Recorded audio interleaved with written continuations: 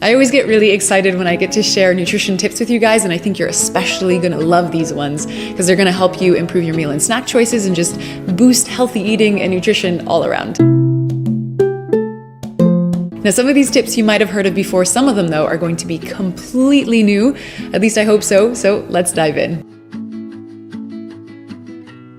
When I was studying nutrition, this is one of the most common tips that we were taught to share with our clients, and it's that you eat what you see. Now, this works equally well for people who want to gain weight, who want to lose weight, or for people who are just looking to make more wholesome food choices. For example, if you want to eat more fruits, keep it on the counter in clear sight. And instead of just throwing an orange into your bag, which, let's be honest, hardly ever finds its way out, we can instead peel it up or cut it, put it in a container, and put it on our desk to enjoy when hungry. And if we cut them up and put them in front of our partner or kids, it'll also increase the chance that they'll eat it too. If you usually place a bowl of chips on your desk, maybe swapping it out for something like nuts might help.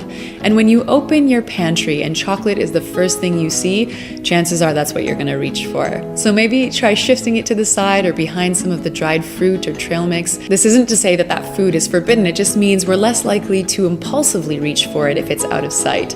And the same thing goes for drinking our fluids, whether it's tea or water. Placing it in front of you while you work or study is going to increase the chances that you'll take periodic sips and stay hydrated throughout the day.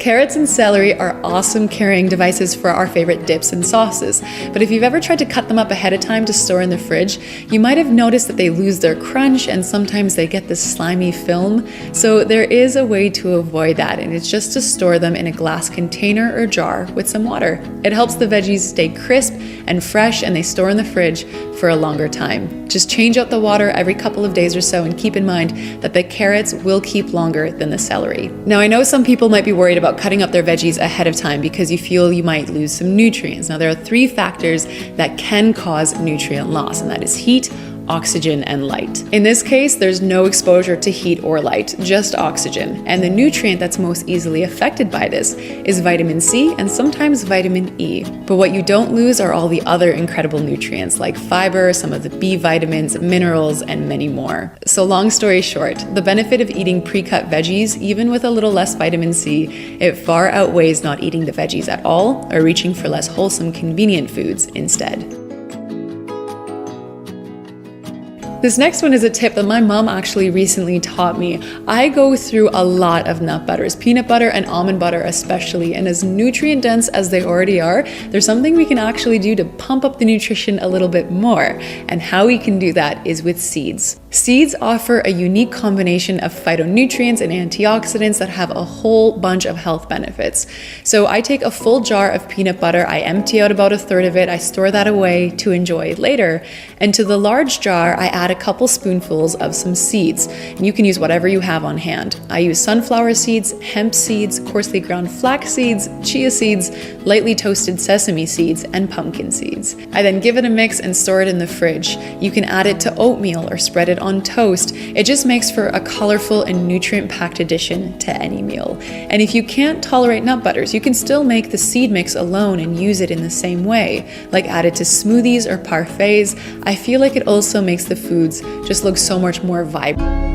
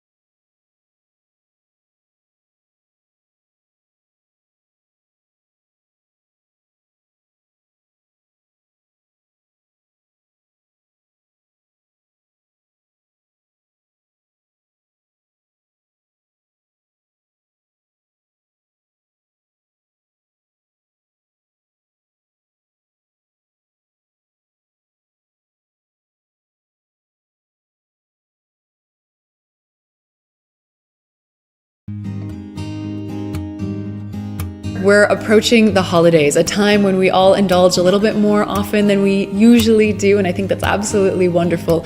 But if you're feeling like you've just had enough of the treat foods, one event after the next, I recommend whipping together your own wholesome contribution that others can also enjoy. Whether it's a huge batch of filling and comforting soup, or a platter with dips, crackers, fruits, or veggies, or hummus pinwheels. It's one of my favorites to take, which is just loaded with fresh and roasted veggies, and it's always a crowd pleaser. Everyone always appreciates contributions, and I think you might appreciate having something that you can fill up on that helps you feel a bit more balanced. I can already tell this video is longer than usual. I get super excited when I can share nutrition tips and information with you guys, so I hope that you learned something new today. I hope you enjoyed it. If you did, I welcome you to give the video a thumbs up.